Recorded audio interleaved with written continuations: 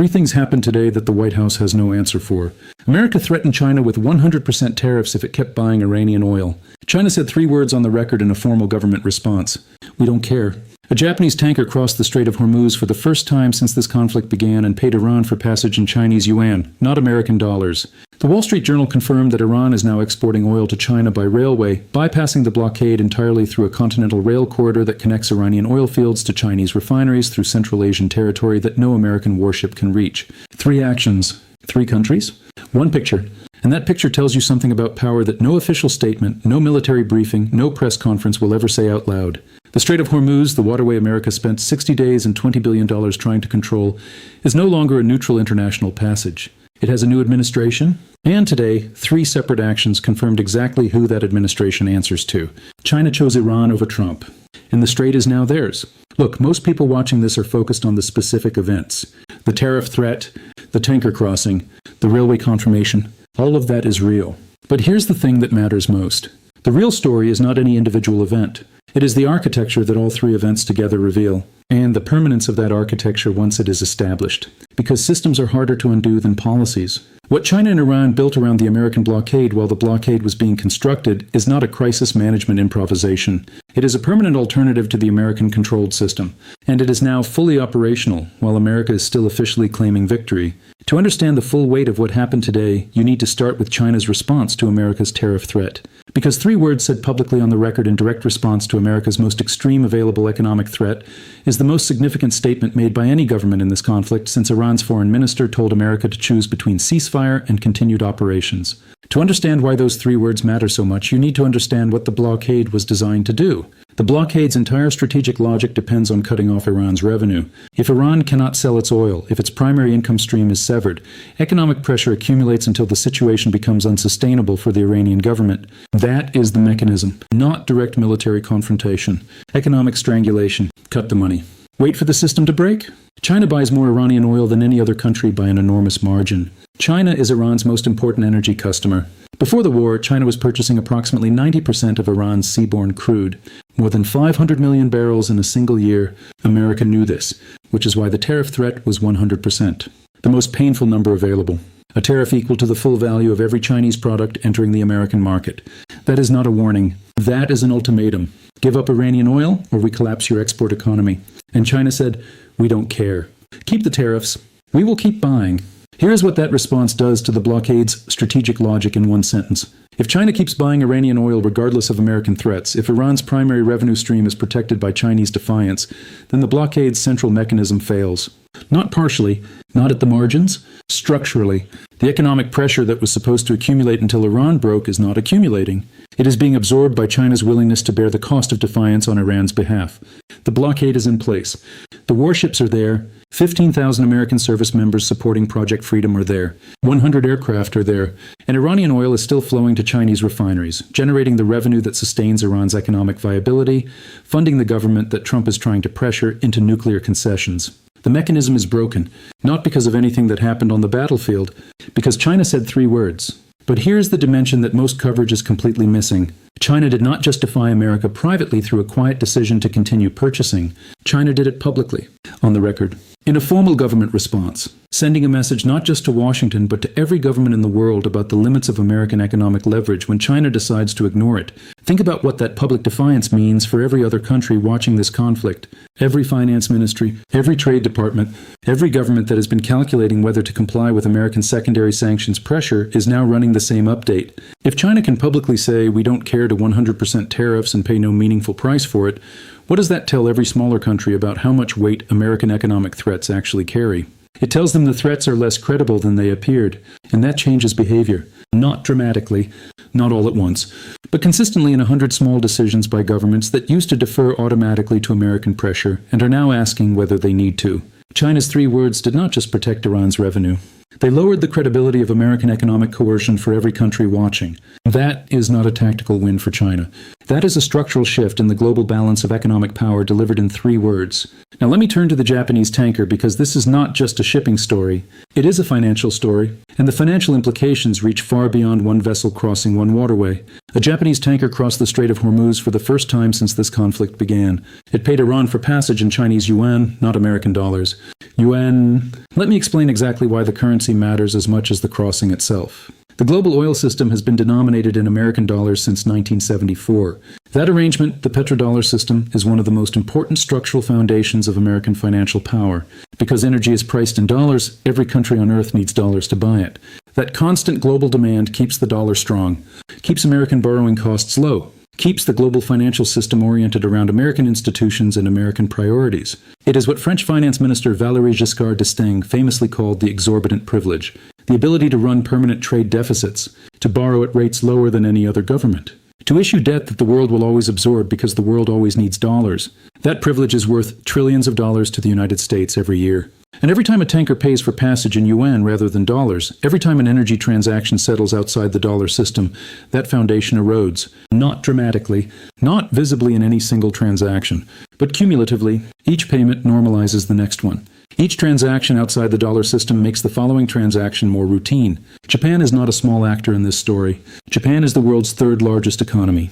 Japan has been one of America's closest strategic partners for 80 years. Japan is embedded inside the American financial and security architecture more deeply than almost any other country in the world. Japan paying Iran in yuan to cross the strait is one of America's closest allies, making a deliberate financial decision that bypasses the dollar system. Not because Japan has abandoned its alliance with America, because that is what getting energy through the Strait of Hormuz now requires.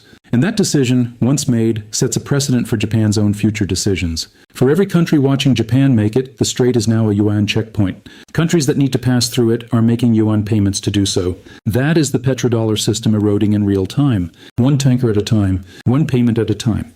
Each transaction small, all of them moving in one direction. Deutsche Bank released a note during this conflict saying it could be remembered as a key catalyst for erosion in petrodollar dominance in the beginnings of the Petro-yuan. Today's Japanese tanker payment is the Deutsche Bank note becoming operational reality. Not a theoretical future possibility, a present transactional fact. Now let me walk you through the 3rd action. The railway, because this is the one that confirms the blockade is not just being circumvented, it is being made irrelevant. The Wall Street Journal confirmed today that Iran is exporting oil to China by railway, not through the Strait of Hormuz, not through any maritime route that American naval presence can monitor or intercept. By land, through a continental rail corridor that connects Iranian oil fields to Chinese refineries through Central Asian transit territory. The blockade controls access to Iranian ports by sea. It does not control railways. The blockade applies pressure on maritime energy trade. It has no mechanism for stopping overland energy movement. The railway through Central Asia, the same rail infrastructure that China and Iran began building in 2016 with the first freight train from China arriving in Iran in February of that year, has now become an active oil export corridor that the American naval blockade cannot touch. Regardless of how many warships are deployed in the Strait of Hormuz, let me put all 3 actions together and show you the complete picture they create. Because individually, each one could be explained as a response to immediate pressure. Together they describe something much more significant. Iran's oil reaches China by railway, bypassing the strait and the blockade entirely. China buys that oil regardless of American tariff threats, removing the economic pressure the blockade was designed to apply. And Iran selectively opens the strait to countries willing to pay in yuan, turning the waterway into both a revenue source and a financial lever simultaneously. These 3 things together describe an architecture, not a series of improvised responses. A deliberately constructed alternative system for moving Iranian energy to Chinese buyers that operates completely outside the framework American policy was designed to control. Imagine you try to stop water flowing through a pipe by blocking the pipe. The water finds 3 other routes simultaneously, through a gap on the left, through a crack at the bottom, through a completely different pipe you did not know existed. The block is still in place, but the water is flowing anyway. And now it is flowing through routes that are harder to close because you did not build the infrastructure to stop them. That is exactly what happened with the blockade. The maritime pipe is still blocked, but Iranian oil, Iranian revenue, Iranian energy exports are flowing through 3 other routes simultaneously. And those routes were not improvised this week. They were built over months of deliberate preparation while the blockade itself was being constructed. The railway infrastructure was built. The yuan payment system was developed and tested. The shadow fleet was expanded and refined. China's public declaration of defiance was prepared and timed for maximum impact.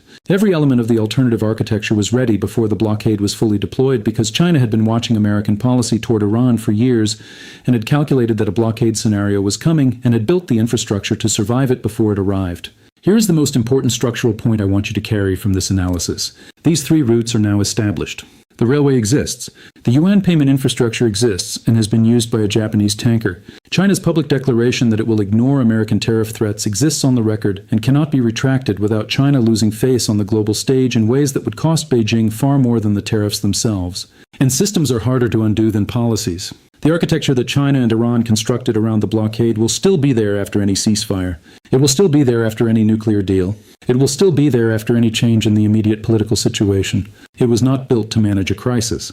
It was built to create a permanent alternative to the American-controlled system. And it has done that. The blockade that America deployed with 15,000 service members, with 100 aircraft, with guided missile destroyers, with the full weight of the most powerful military on Earth, has been circumvented by a railway, a currency payment, and three words. That asymmetry between American military force and Chinese institutional construction is the strategic story of this entire conflict. Now let me connect this to the broader implications for American power because they extend far beyond the Strait of Hormuz and far beyond this specific conflict. The blockade's three stated objectives were to cut Iranian oil revenue, to demonstrate American control over critical energy flows, and to create economic pressure sufficient to change Iranian behavior on the nuclear question. On every one of those three metrics, today's three actions confirm that the alternative architecture built around the blockade has failed the mechanism. Iranian oil revenue has been protected by the railway and Chinese purchasing. American control over critical energy flows has been contradicted by China's Defiance and Japan's Yuan payment. And the economic pressure that was supposed to change Iranian nuclear behavior has been absorbed, redistributed, and rendered structurally insufficient. The blockade is in place. It is just not working as a blockade.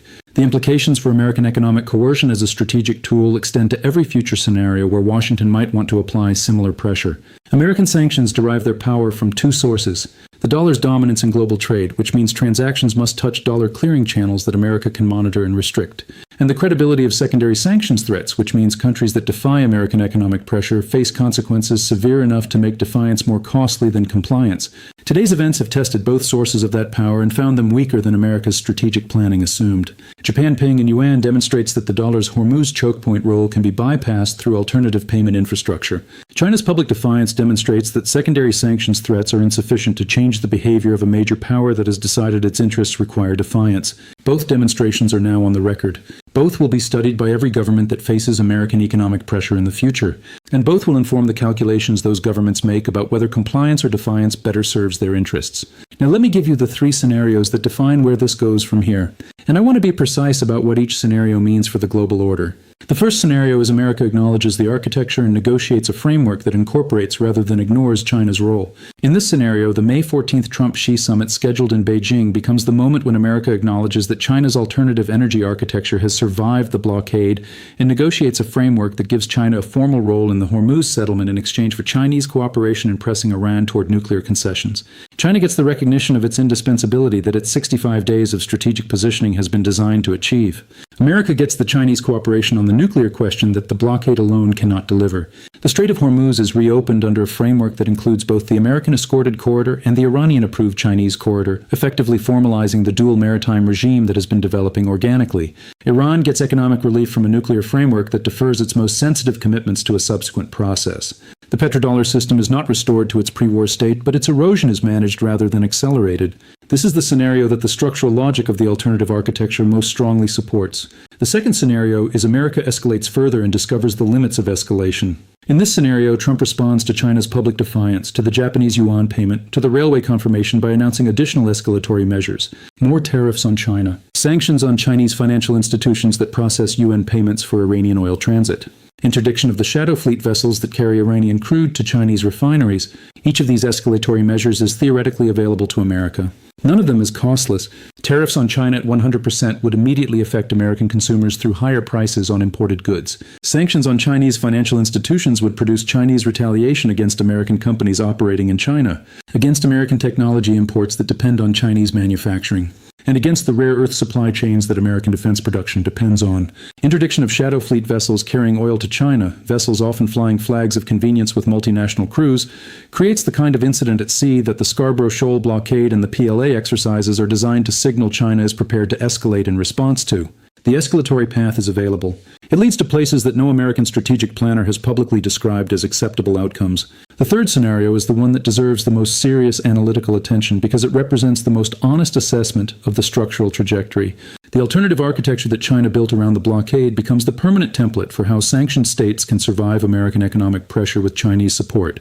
Iran's experience of surviving a naval blockade through railway exports, Yuan payment systems, and Chinese purchasing defiance is now documented, public, and available as a model for every other state that faces American maximum pressure in the future. Venezuela, North Korea, Russia, any country that China decides its interests require protecting. The infrastructure exists. The precedent exists. The public declaration of Chinese willingness to absorb American tariff threats rather than comply with American sanctions pressure exists on the record. China did not just protect Iran's oil revenue today. China established the proof of concept for a world in which American economic coercion has a structural ceiling. A ceiling defined by Chinese willingness to provide alternative infrastructure to the target of that coercion. That ceiling is the most consequential long-term outcome of the three actions that happened today. Here is where I stand, and I will say it with complete directness. China chose Iran over Trump today, not because China loves Iran, not because China has abandoned its interest in a stable relationship with America, because China calculated that protecting Iran's economic viability at the cost of 100% tariff threats serves China's long-term strategic interests more than complying with American pressure would. The alternative energy architecture that survives the blockade is worth more to China than the immediate tariff relief that compliance would produce. The Yuan payment precedent that erodes the petrodollar is worth more than the dollar system stability that deference to American financial pressure would maintain. The proof of concept that China can publicly defy American economic ultimatums without paying an unacceptable price is worth more than the diplomatic smoothness that quiet compliance would purchase. China made a strategic calculation, and the Strait of Hormuz is the place where that calculation has been operationally confirmed. The strait is theirs, not militarily, not formally, not by any declaration or treaty, but functionally, commercially, financially, and strategically. The waterway that America spent 60 days and $20 billion trying to control is now operating under a governance structure that China and Iran built together, that Japan is paying Yuan to access, and that a railway through Central Asia has made permanently survivable, regardless of what the American Navy does at its entrance. I want to know what you think. After today's three actions, does America have any remaining mechanism to make the blockade work as intended? Or has China's alternative architecture made the blockade permanently insufficient, regardless of how much military force America deploys in support of it? Leave your answer in the comments right now, because that question defines the future of American economic coercion as a strategic tool against any major power. Subscribe right now and turn on notifications, because the May 14th summit is 10 days away. Trump is going to Beijing, having lost the blockade battle to a railway in 3 words. What she extracts from that summit, knowing exactly how comprehensively China's alternative architecture has survived, will define the global order for the next decade. The Strait of Hormuz was supposed to be America's leverage. Instead, it became China's proof of concept. And that shift, that fundamental reversal of who controls the waterway and who benefits from its control, is the story that every government on Earth is studying right now. Stay sharp, stay informed, and never mistake the blockade for the strategy.